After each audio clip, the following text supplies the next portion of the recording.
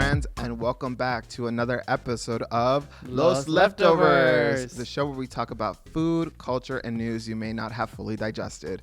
I'm Huberto. And I'm Daniel. And today we are going to have a very special guest. However, they're not coming to the studio. Similar to our Hot to Go episodes we've had in the past, we are going to be on the go in beautiful Tucson. So, we're going to have amazing conversations with our very special guest. I won't reveal just yet who it is. You might know her. You might have seen some news about her recently. Possibly. In Arizona. Hey. There's a particular seat that is open. We'll find out which one.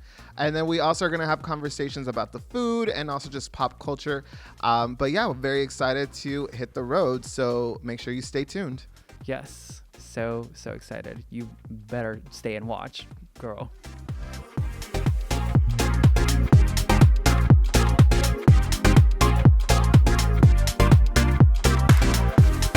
And we're here at Rollies with the lovely Adelita Grijalva. How are you doing? I am okay. I'm busy. I'm okay. I would imagine. Yeah. I mean, we're starting to roll up. Primary should be coming soon. It's going to be summer. There's so much going on. Yeah. My daughter's graduating from high school. Really? Yes. That's so exciting. 18. She's graduating from Pueblo down the street. Is she going to go to U of A? She wants to go to U of A. Oh my God. She that's does. so I cute. wanted her to go out of state, and she wants to stay home. So. Well, I love that. I respect that. Yeah. And, I think, talking about home, again, I think that, this position that we have found ourselves in, this upcoming race, you have been such a, you and your family have been such a big part of, Tucson. Yeah. Do you know what I mean? And, for anyone that doesn't know, Adelita Grijalva, you were on the Tucson Unified School District Board for 20 years. 20 years. I'm tied as the longest serving board member. That's crazy. Believe me, I didn't start out thinking that was going to be an option. Yeah. But that's really cool to know that, and again, with that position being unpaid, you showed a real amount of dedication to your community, and now you're on the Pima County Board of Supervisors. I just resigned. Resigned in order to run for this race and whatnot. And I think all of those are I feel like you must have such a rich history with all this experience that you've had, and I think that Tucson has also brought so many great leaders to Arizona, and then as examples nationwide. I mean, one of them being your father, Congressman Raúl Grijalva, and I think that we're just all a little bit curious on how all of that is going to be informing you and your campaign. Yeah. I had to think about whether I wanted to run or not. I think that, me and my family are still very much mourning. Yeah. And so trying to, was I going to be able to do this without crying all the time? Yeah. And I just have learned that I can talk with teary eyes and a lump in my throat, and it's fine. And it's fine. And I think that it's normal, and people need to know that, we're going to be okay. Yeah. And my dad actually set me up to be okay as far as you're going to be fine. So I have generations of people that are tough. Yes. My tata was a bracero. He came across from Mexico because the United States needed help. And the United States still needs help. But, right? Hello, we still do. A very proud union member. And he met my nana, who was born in Nogales, Sonora, the only one of her sisters or siblings born in Nogales, Arizona, And they got married. And my nana was a huge advocate for get our education, public education. And so her and my tata, they didn't go past 5th grade with their education, but my dad always told us, and I believe it to be true, that it doesn't have anything to do with the degree that's behind your name. Yes. It is the intelligence that you have. And my nana thought that we're the smartest people that I've ever met. My dad said the same thing. And so she was very strong about, you keep your cultura and you keep your family. Those are your priorities. Yeah. And then everything else will just come. So as a result of her advocacy, my dad is a member of Congress.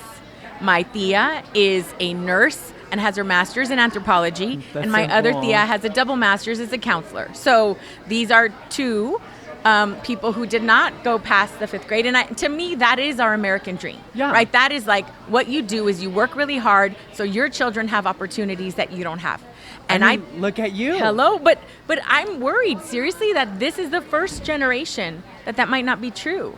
Like I have my daughter who is 18, very proudly signed my petition. I'm so proud of her. But she is, she has less rights than her nana in this state, and that's scary. Yeah, that is scary. I mean, like there's so much going on, like constantly, like we're constantly getting berated with all these different things, and I think that like in this moment, like Arizona families, like there's so much pressure. Do you know what I mean? It's not even just like the fact that like some people like we're losing rights left and right. You know what I mean? But like we have to think about just like economic opportunity and like how that looks like, and beyond that, like how like these things like connect with like other issues in the state when it comes to like our environment. You know what I mean? Like we have like these big data centers that are starting to open up here in Arizona. We have the TSMC, like plant up in like North Phoenix. It's not in Tucson, but there's so many different projects that are going to be using so much water.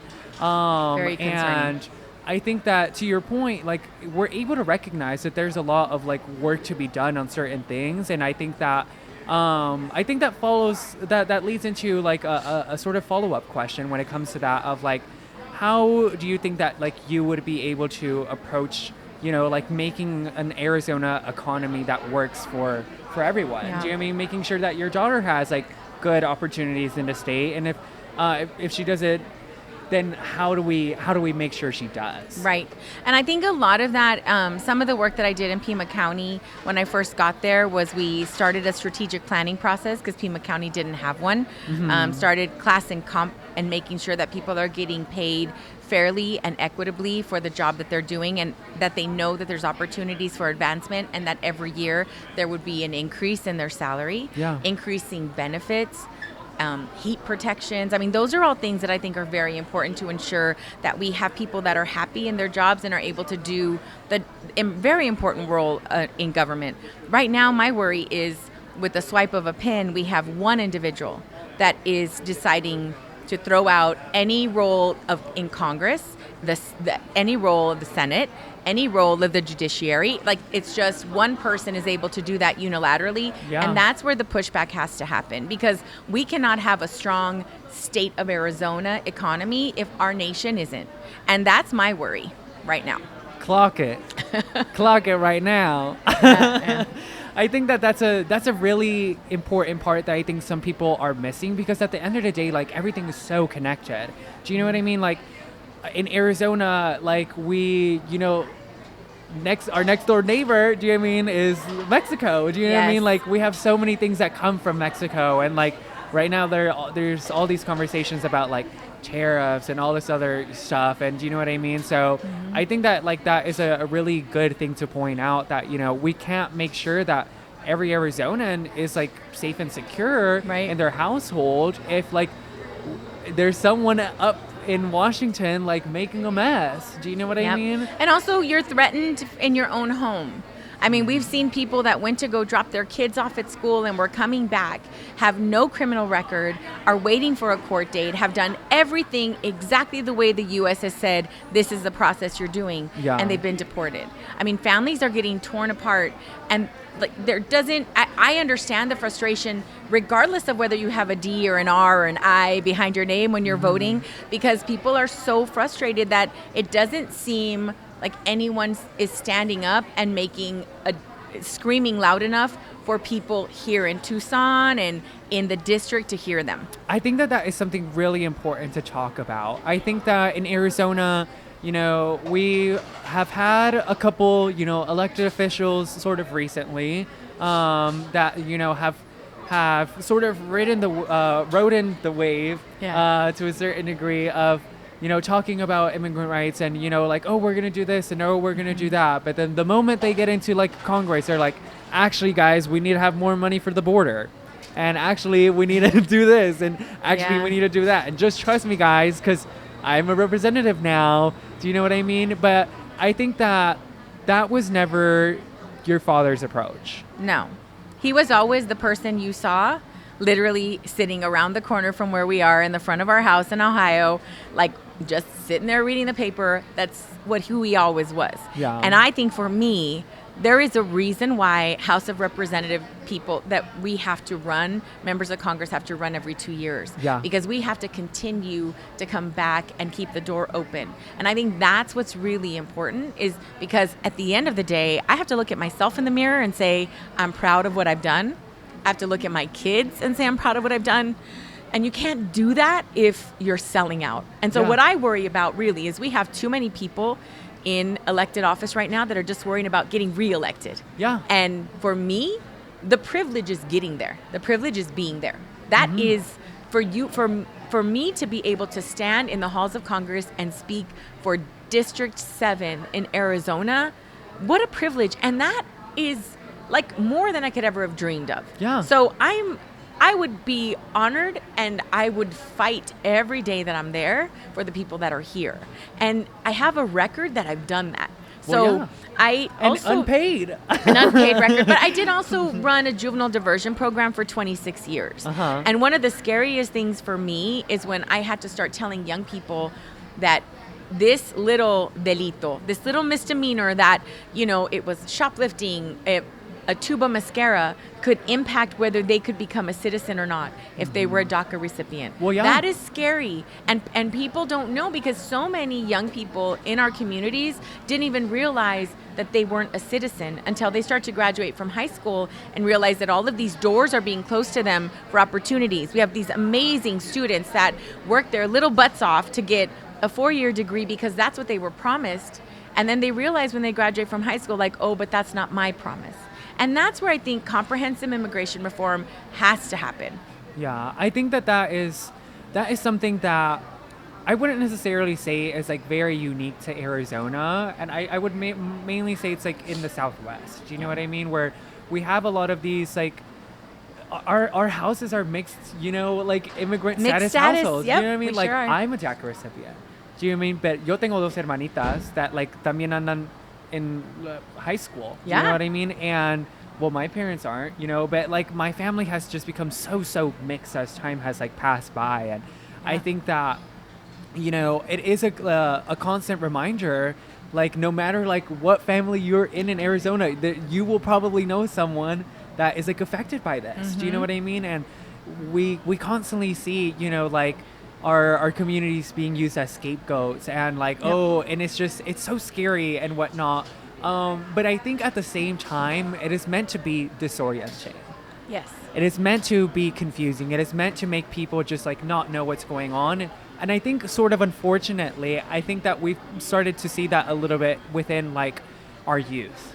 Do you know what I mean? I think that our young people are being angry online, and I think rightfully so. Like to your point, like you think that something has been promised to you. Do you know what I mean? Like a good economy or like rights. Do you know what I mean? Like abortion rights. Fundamental rights. Fundamental rights. Yes. And then we kind of come to this position where we're at now, where it's like, oh my God, like actually, I don't know if any of these things are really promised. And I think that I think that you would probably have a really good answer too with, your daughter going to be a college student really soon.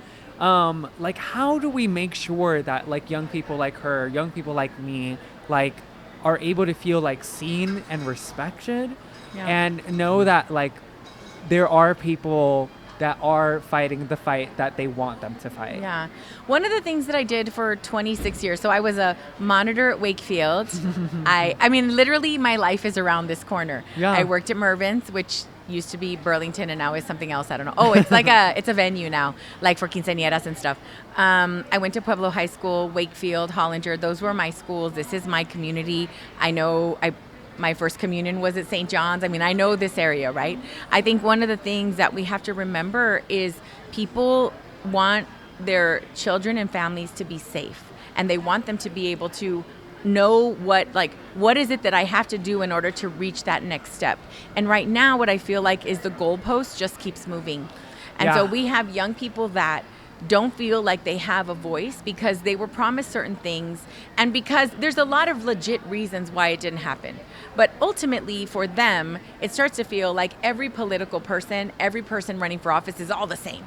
Yeah. And so what I want people to do is really look at who your people are asking for their vote, and don't just listen to the words coming out of their mouth, especially if they've been in elected office before. We have records. Look it up, because I stand very proudly on the record that I built, because everything I said, I assume is being recorded all the time. It sometimes normally is.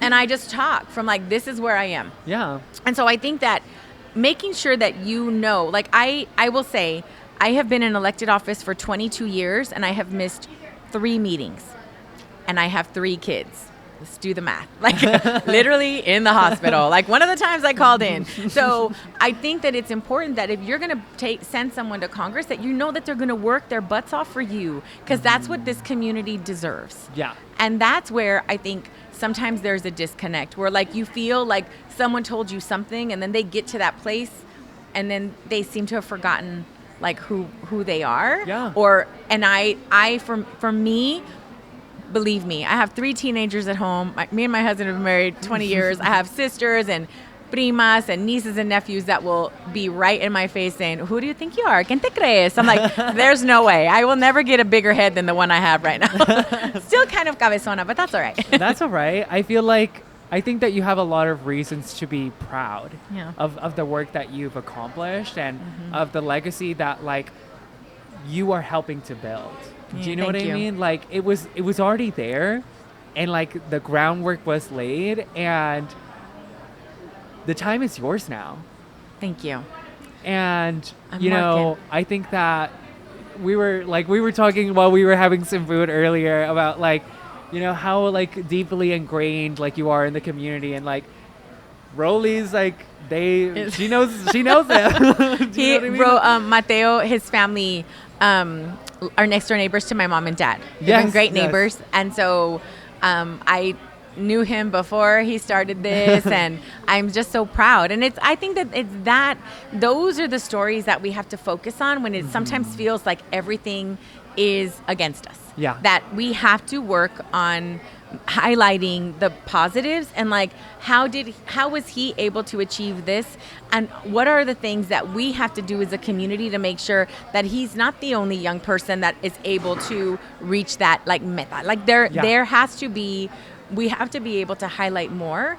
And then for me as a representative, whether it was on the school board or it was as a community member, PTA member, mariachi mom, on the Pima County Board of Supervisors, any of those positions, it's like, what are the stories that I have to tell in order to make sure that the people that I'm representing, whether it's my kids or your family, that I have to know those stories. And the only way to know it is to talk to people. Is to be in it. So I'm so glad that I love to be a platicona, and I just get to talk all the time because it's my favorite thing to do. I feel like me too. I think that my parents, my mom in particular, like siempre me llamaba un cotorrón because I was always talking in school. They always had to move me in school. I love it. It did not matter where I was sitting. I always managed to like be talking to somebody. Yeah. You make new friends. I think it's great. And I mean, like, that's what this is too. Exactly, we're talking, we're having a good time, we're having some yummy food. They made a sauce here, guys. This thing, I don't know what is it. It is so good. And you know what I noticed? It's in the birria tacos. Like they put it at the bottom. Oh, I was gagged. Oh. It's really good. Everything here, everything I've ever had is really good. And it's right around the corner from my mom's, so I'm here probably very often. I think with that, like something to remember. You know what I mean? Like food, like there's, with it being so good here, like I know I'm gonna remember it. But I think with that, like, what do you want people to remember from you for this campaign, and like we're getting there. Do you know what I mean? But what do you want people to take away? Besides all the headlines, we saw all this other stuff. Like, just I think that there's going to be a lot of hate, and there's going to be a lot of misinformation, because I'm going to just speak what the truth is, and some people don't want me to do that. Yeah. So I think that that's important, and also to look at look at the things that I've done and understand that for some people that don't know me, I'm going to every community in District 7 and I'm going to meet as many people as I can so they get to know me personally. Yeah. And that my dad established an amazing presence in this community and was a huge advocate, and he has some huge shoes to fill, but I do stand on broad shoulders. You do. And I stand on my own 2 feet. So I think that it's good for us to honor the legacy of, it's not just my dad, it's so many people that he helped into positions all over this community and all over the nation to get inspired to just like speak your truth. Yeah. And so that's sort of what I want to continue to do.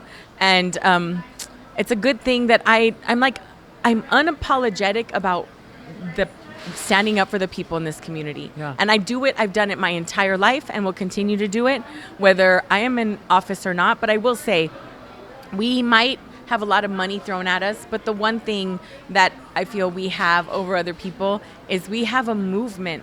People want to help. There's a lot of people. So that the way that we're going to combat some of the ugly is people going door to door. And so if you want to help and be part of making sure that this seat remains the people's seat of Arizona, that, you know, we need help, and we'll keep talking. Well, I love that. Yeah. Thank you so much.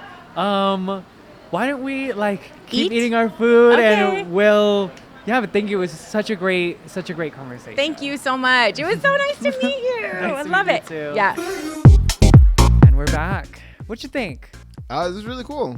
She's such a sweetheart. She's so nice. Oh, truly. I have to say, I was a little nervous originally. Just because it's like, you know, we've had historically politicians in Arizona that have, you know, not always really stayed true. And, you know, criticism. You know, and even more so recently too, people that are still you know, saying one thing and then saying another thing when they get into office a little bit, and then it's always a little bit wishy-washy, and I don't think, again, and this is a conversation that we've had here, that when we're talking about elected officials, it's we're not electing saviors. Do you know what I mean? We're electing leaders. We're electing targets, people that we want to push in a particular direction.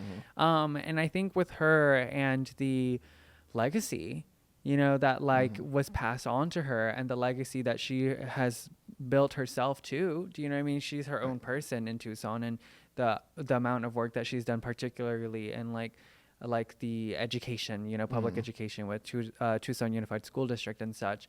It's just I can't help but be hopeful. Yeah. You know, I can't help but be you know what?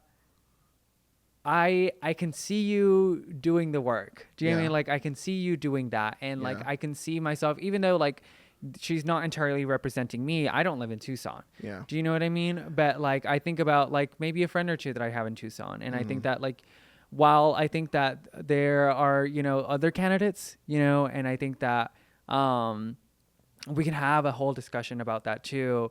But I feel confident, putting the people of Tucson in her hands. Right. Yeah. I think there was a specific part that I think stuck with me, is that she was talking about she was talking about her kids. Oh yeah. And at the end of the day, she's going to have to own up to her decisions. Cause you know, when you're a representative or someone in power, you make decisions every day, and they're quick. And sometimes you don't really understand the full effect that it has on people's lives. And so that's why I think you have to be very strategic, and you have to know exactly what type of stuff you're working towards, what kind of world you're trying to build.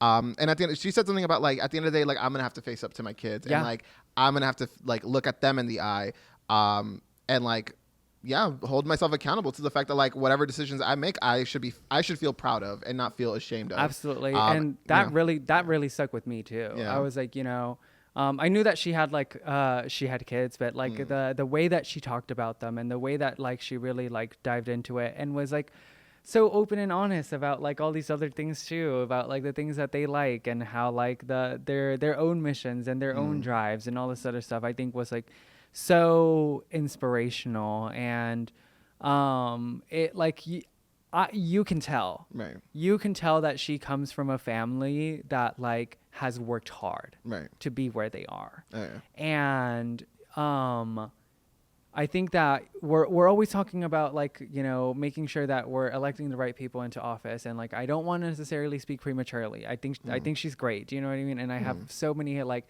high hopes. But I'm also allowing myself in this moment to like feel that hope. Right. And to feel that joy of like having a conversation with someone that could end up being, you know, like the next congresswoman and the first ever Latina congresswoman in the state. Do you know what I mean? Like, that's insane. That's crazy. That's crazy. And like the fact that we were able to share like not only like a conversation with, but we were able to break bread with her. I think like that's something I'm really sitting with, and I'm really like trying to center myself in that of like, you know, things are tough. Yeah. There's a lot going on. But, you know, maybe it is okay to like want better and like hope for better. Yeah. Yeah. And on top of that, she's also a very funny person. She's was hilarious. Quite funny. Oh my God. I don't know what it is, but if you can crack me with up, her. Oh my goodness. I don't know. That's a good sign. My instincts are always no, like, truly. I was there. There was a little part of me that was like, shot. Like, let's take you to the club, Adelita, next time you're in Phoenix. Girl, we need to hit these streets. Trust. We're going to have a little drinky drink here and there. We're going to have a teeny time. And, like, we're going to have a key. Yeah. Trust. You'll see us at Cobra. Oh, that's not. Girl, oh, my God. No, chop. Yeah. Cut the cameras. You know. But, yeah, well, I'm glad that, like, that interview went well for you. I'm very excited, and I'm very hopeful to see what happens this year. Hopefully, we'll see. Fingers crossed. If she wins. We'll find out. But it'll be a journey. And so, yeah. Go ahead and if you haven't subscribed to our channel or if you want to leave a comment about what you thought of the episode or what you thought of the interview, let us know. Yeah. And until next time, remember, when we eat together, we win together. Paid for by Living United for Change in Arizona.